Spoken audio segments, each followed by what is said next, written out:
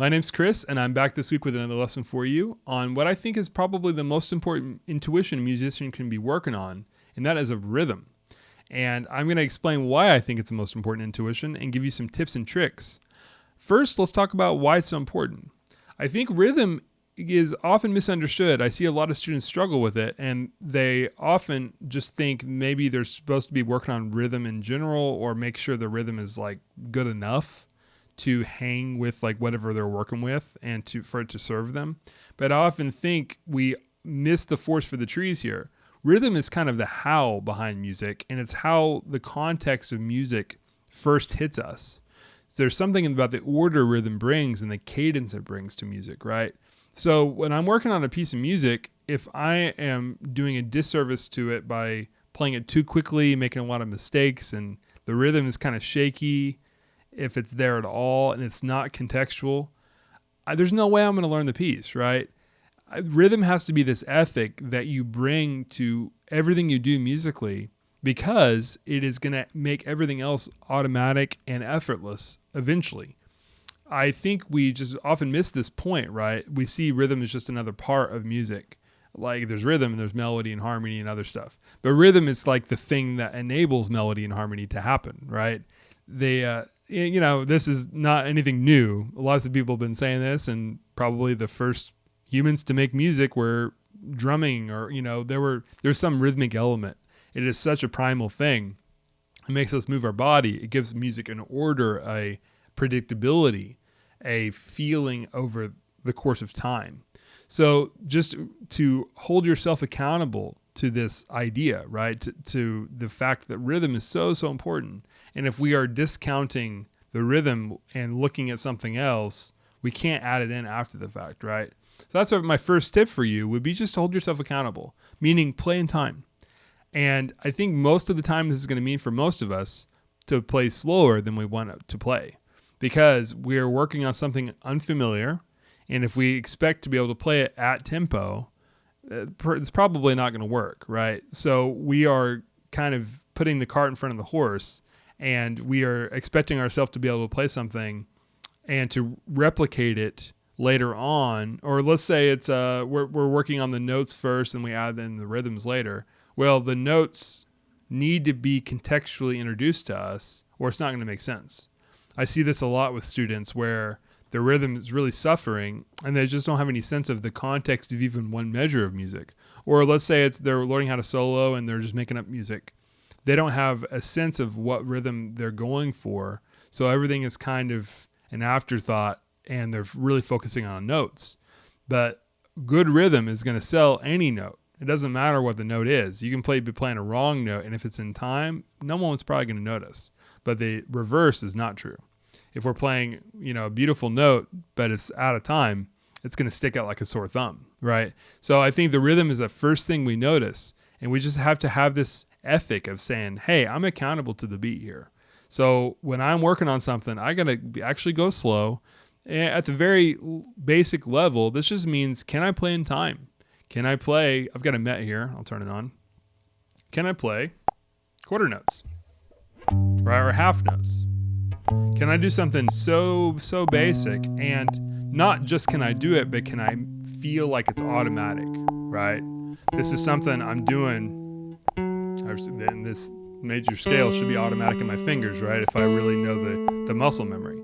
If I can do that, can I kick the can a little bit more? Can I do eighth notes? Can I do triplets? Can I feel maybe some of those rhythms right next to one another? Here's triplets, eighth notes, quarter notes, right? Quarter note triplets, I think, or half note triplets.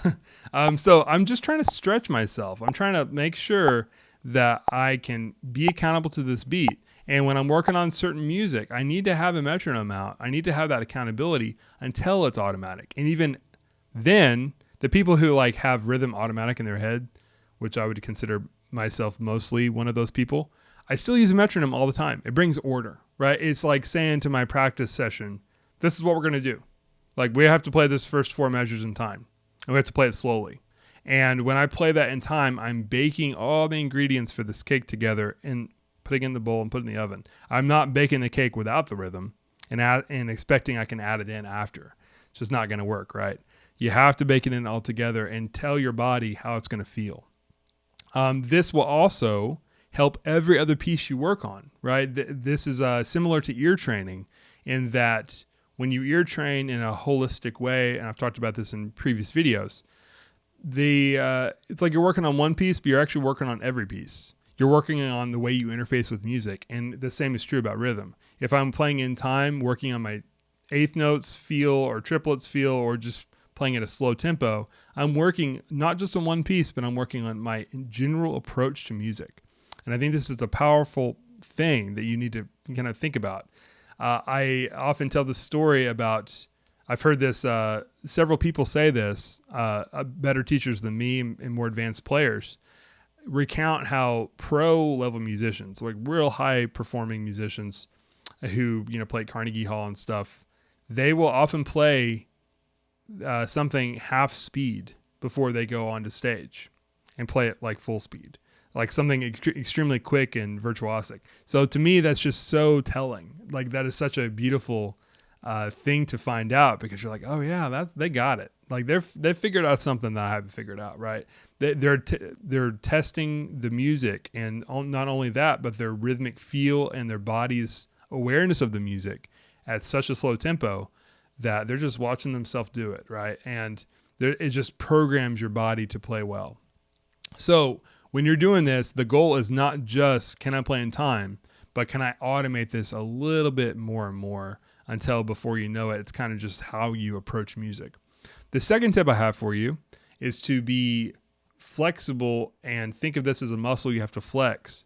So if I go and do that at 60, can I do that at 30? So that'd be like half speed, right? So now this would be the half note on the metronome. Lots of metronomes you can do this where you can mute beats, right? So now I can ask myself, okay, can I feel those triplets from before at 60? Can I play those at 30?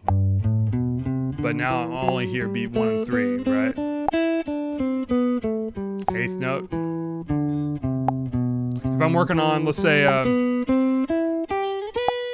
arpeggios, can I just do it in time? And not only work on the arpeggio, but I'm actually working on my rhythmic feel, right? I'm pairing these things together, which is my third tip. Pair rhythm with everything. It's got to be the how of how you work on music, not just a what. So we don't just want to practice random rhythms. That's fine. And that's good. And there's YouTube videos you can play along with different rhythms. But it needs to be like, oh, I'm working on chords. I'm working on this skill. Let me play it in time. Let me kind of play it creatively in time. What if I put the metronome on let's say it's 60 again.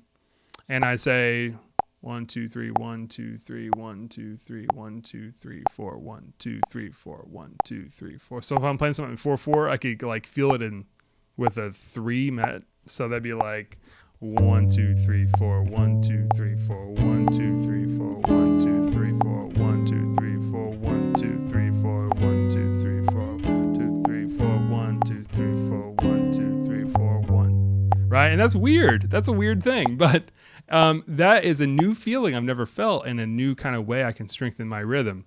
And I can pair everything with this, right? Everything we're doing, the kind of long-term projects that we have in music where we're like, hey, I want to get really good at soloing our chords or my overall feel. These non-rhythmic skills that we think of as non-rhythmic, we can make them rhythmic. And it's kind of like you can, listen to a podcast and be working out or something. Like they're different things, and we compare them together, and they're working at different things. But why not, right? Again, it's going to be working in everything you do rhythmic, not just the one thing. So I encourage you to be creative here. Think, what can I do? If I'm playing this scale, if I'm working on this piece, how can I make this kind of interesting from a rhythmic perspective? Because if you're doing this right and doing it regularly, before you know it, you're going to find this kind of I don't know, it's like a hidden project, right, that we're working on. Like, oh yeah, this is a cool feel. I've never really worked on that, and I tend to rush in this way or whatever. You'll find things out about your playing, and we're kind of training our body deeper and deeper. Our ears, our parts of our brain, like our limbs, our fingers, everything we're training to have this rhythmic approach. and this accountability. Again, it goes back to my first point. So my last tip for you would be just to kind of really flex this muscle. Go above and beyond. So kind of sometimes I will do explicitly rhythmic things where I'll warm up with a scale, and I found a metronome online. This is imusicschool.com. This goes down to 20. So I never thought I'd be able to play with a metronome at 20. But if I turn it on, now we're going to have, I think, 3 seconds per beat, right? Because 60 is 1 per beat. So this means, if let's say I feel it like this. 1, 2, 3, 4, 1. So this would be like a whole note. 1, 2, at 20 BPM. Or I guess, let me see, at 80 BPM, it'd be a whole note, right? Because I'm feeling 4 per the 20. So now I could ask myself, can I play those triplets from 60 at this tempo? But let's say I play triplets, or if I play quarter note triplets at 40.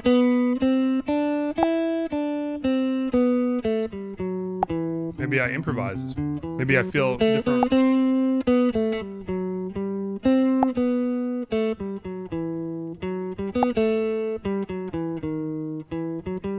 Right? It's just, I'm deepening this pocket. I'm feeling comfortable at this tempo.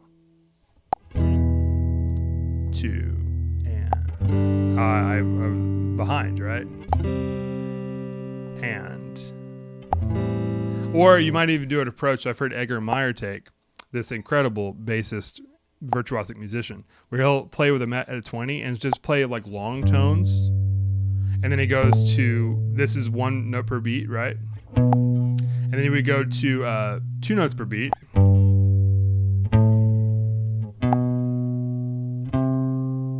And then 3 notes per beat. I was really rushed. Right? It's a feel thing. I'm going to hold myself accountable, like I talked about before. I rushed again, right? 4 notes per beat.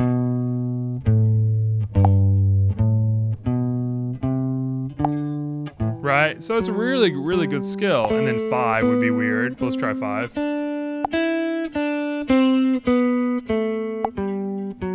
rushed a little bit, but I'm really trying to get that baked in.